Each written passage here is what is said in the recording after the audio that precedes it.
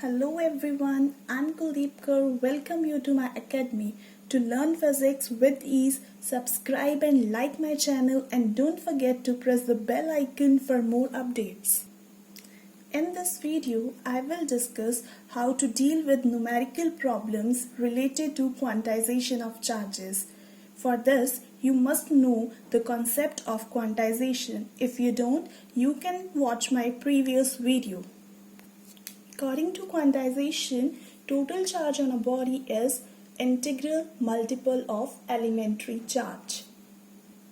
So let's start. So the first question is, what is the value of charge on a body which carries 20 excess electrons? एक body है जिस पर 20 extra electrons है, उस body पर charge कितना होगा उसकी वैल्यू हमने फाइंड आउट करनी है. नाउ सो गिवन क्या है हमारे पास? Number of electrons. So n is equals to 20 and we need to find value of q. Now we know that according to quantization q is equals to ne. Now यहाँ पर हम electrons की बात कर रहे हैं, इसलिए E की वैल्यू होगी minus 1.6 into 10 raise to power minus 19 coulomb. Now put value of E and N in this formula. So Q is equals to N is 20 into minus, हमेशा साइन लिखना है, 1.6 into 10 raised to power minus 19 coulomb. इसको solve करेंगे. 20 into 1.6 will give you 32 minus 32 into 10 raised to power minus 19 coulomb, or you can write minus 3.2 into 10 raised to power minus 18 coulomb. So body पर charge की value कितनी आ गई? Minus 3.2 into 10 raise to power minus 18 coulomb. यहाँ मैंने 32 को 3.2 क्यों किया है? क्योंकि कल हमने कहा था कि हमेशा चार्ज को इसके मल्टीपल में लिखना है, इंटीग्रल मल्टीपल में लिखना है. नेक्स्ट क्वेश्चन इज, इसमें एक चार्ज की वैल्यू गिवन है और पूछा है कि क्या ये चार्ज पॉसिबल है. Is a charge 5.8 into 10 raise to power minus 18 coulomb possible. So given क्या है हमारे पास? Value of charge Q is equals to 5.8 into 10 raise to power minus 18 coulomb and quantization के according Q is equals to Ne. Now E की value, क्योंकि यहाँ पर ना तो प्रोटॉन कहा है ना ही इलेक्ट्रॉन कहा है, सो हम पॉजिटिव लेंगे. 1.6 into 10 raise to power minus 19 coulomb. Now अगर n की वैल्यू एक इंटीजर आएगी देन ये चार्ज पॉसिबल होगा. अगर n की वैल्यू इंटीजर नहीं होगी तो चार्ज की वैल्यू पॉसिबल नहीं होगी. नाउ यहाँ से n की वैल्यू क्या आएगी? n is equals to q upon e. Put the value of q and e in this equation. 5.8 into 10 raised to power minus 18 coulomb. 1.6 into 10 raised to power minus 19 coulomb. Coulomb will cut coulomb. पहले हम 10 raised to power को solve करेंगे. Into 10 raise to power minus 18, ये ऊपर जाएगी plus 19 हो जाएगी. यहाँ रहेगा हमारे पास 5.8 divided by 1.6. Decimal will cut. So we will get 10 raise to power minus 18 plus 19 will give us 10 raise to power 1 और यहाँ आ जाएगा 58 डिवाइडेड बाय 16. इनको जब हम डिवाइड करेंगे, डिवाइड करके हमारे पास वैल्यू आएगी 3.625 into 10 and this will give 36.25. Now 36.25 is not an integer. And क्योंकि n की वैल्यू इंटीजर नहीं आई है इसलिए this charge is not possible.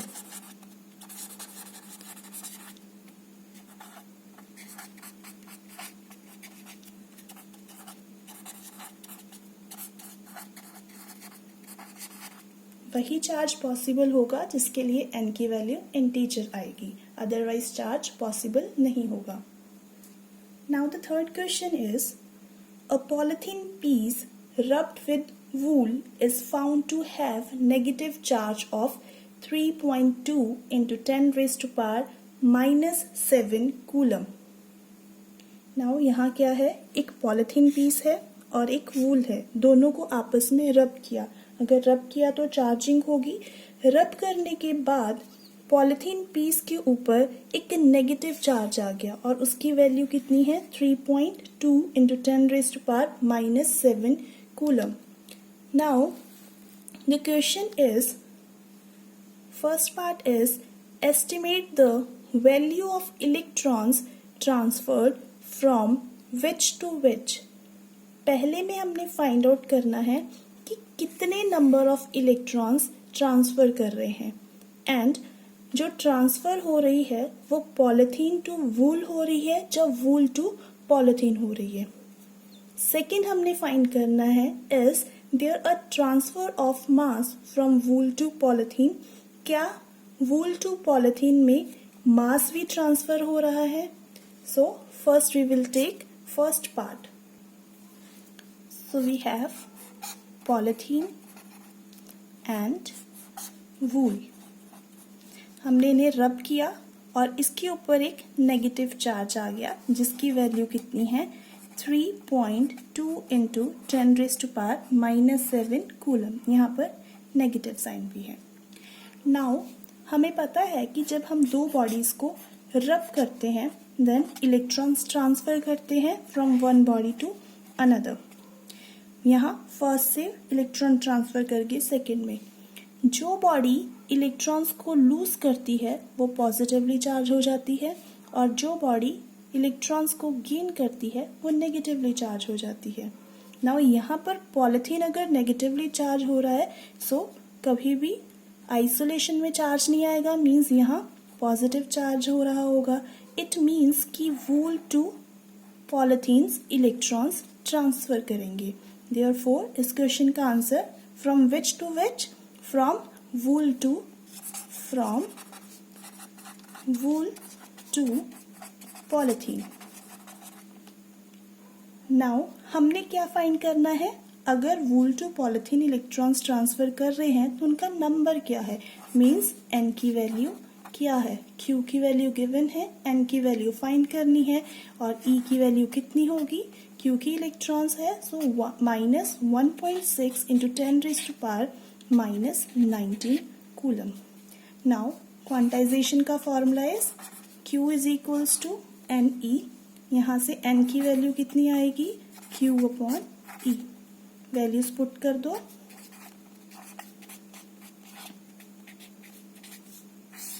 Minus 1.6 into 10 raised to power minus 19 coulomb. Again पहले हम क्या करेंगे, 10 raised to power को सॉल्व करेंगे। माइनस के साथ minus cancel, 3.2 1.6 into 10 raised to power minus 7 coulomb will cut coulomb. ये ऊपर जाएगा तो प्लस 19। नाउ ये कितना आ जाएगा 2, सो 2 into 10 raised to power plus 12। So number of electrons कितने आ गए 2 into 10 raised to power 12 means 2 के पीछे 12 जीरोस। सो ये क्या एक इंटीजर है। सो नंबर ऑफ इलेक्ट्रॉन्स जो ट्रांसफर कर रहे हैं they are equals to 2 into 10 raised to power 12 electrons. Now second part है is there a transfer of mass from wool to polythene. क्योंकि इलेक्ट्रॉन्स क्या कर रहे हैं, ट्रांसफर कर रहे हैं। इलेक्ट्रॉन्स का मास होता है, एक इलेक्ट्रॉन के ऊपर कितना मास होता है 9.1 into 10 raised to power minus 31 kg। Now अगर इलेक्ट्रॉन्स ट्रांसफर कर रहे हैं from wool to polythene then mass भी ट्रांसफर करेगा। अब वो कितनी वैल्यू होगी उसकी वैल्यू हम फाइंड आउट करेंगे। कितने इलेक्ट्रॉन्स ट्रांसफर कर रहे हैं? 2 × 10⁻12 और मास ऑफ 1 इलेक्ट्रॉन, एक इलेक्ट्रॉन के ऊपर कितना मास है?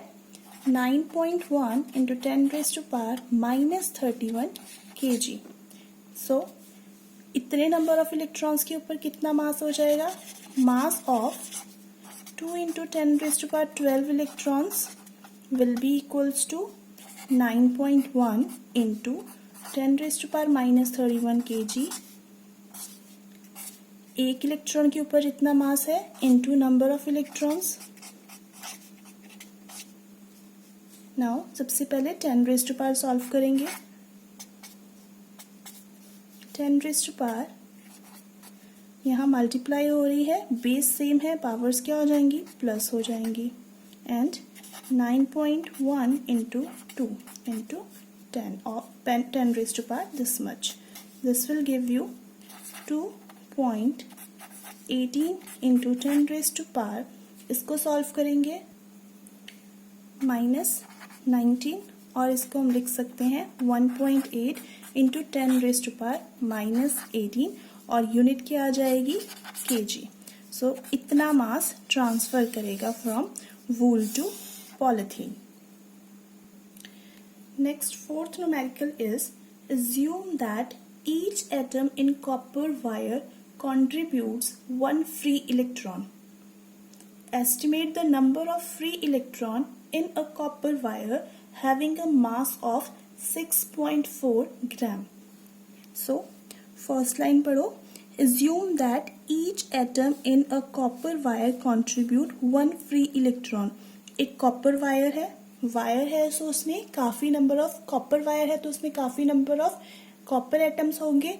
हर एक कॉपर एटम एक इलेक्ट्रॉन कंट्रीब्यूट कर रहा है। हमने फाइंड करना है कि 6.4 ग्राम ऑफ कॉपर कितने इलेक्ट्रॉन्स को कंट्रीब्यूट करेगा और हमें गिवन है कि कॉपर का atomic wait is 64 gram per mole. Now we know that number of atoms in 1 mole of copper कितना हो जाएगा? Avogadro's number. एवोगैड्रोस नंबर की वैल्यू होती है 6.023 × 10⁻23। नाउ कॉपर का एटॉमिक वेट कितना गिवन है? 64 ग्राम पर मोल। इसका मतलब कि 64 ग्राम में कितने नंबर ऑफ एटम्स हो जाएंगे? एवोगैड्रोस नंबर के इक्वल होगा।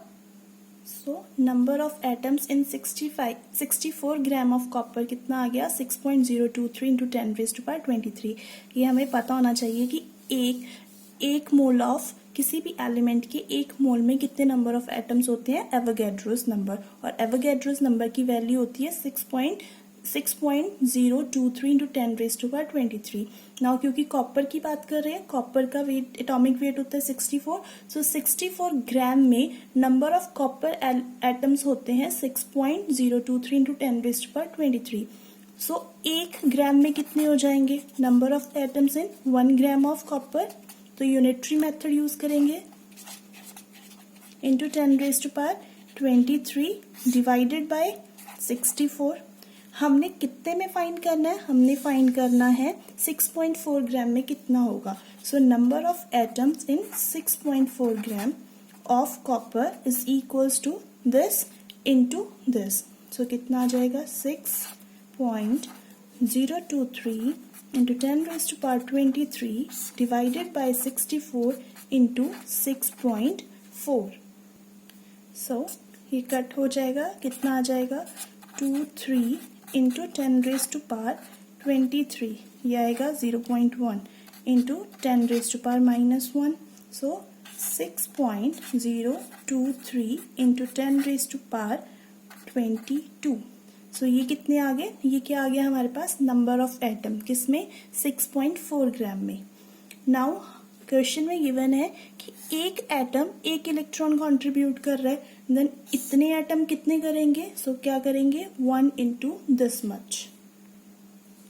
सो 6.4 ग्राम कॉपर में कितने एटम्स आ गए? 6.0 23 इंटू 10⁻22। अगर एक कॉपर एटम एक इलेक्ट्रॉन दे रहा है देन एक कॉपर एटम कंट्रीब्यूट कर रहा है 1 इलेक्ट्रॉन, देन 6.023 इंटू 10⁻22 कॉपर एटम्स कितना करेंगे, सिंपली क्या करेंगे 1 इंटू दीज नंबर और आंसर क्या आ जाएगा हमारे पास 6.023 इंटू 10⁻22। सो ये क्या आ गए नंबर ऑफ इलेक्ट्रॉन्स। फिर से देख लेते हैं ये न्यूमेरिकल। इसमें है हमारे पास कि एक कॉपर वायर है जिसका वेट 6.4 ग्राम है। नाउ एक जो कॉपर वायर में का हर एक एटम जो है वो एक इलेक्ट्रॉन कंट्रीब्यूट करता है, देन 6.4 ग्राम कितना कंट्रीब्यूट करेगा। सो उसके लिए हम सबसे पहले फाइंड आउट कर लेंगे कि 6.4 ग्राम में कितने नंबर ऑफ एटम्स होंगे, देन उनको हम मल्टीप्लाई कर देंगे 1 से, हमारे पास आंसर आ जाएगा। This is all about today's lecture. If you find this video useful, so please subscribe and share it with your friend. Thank you.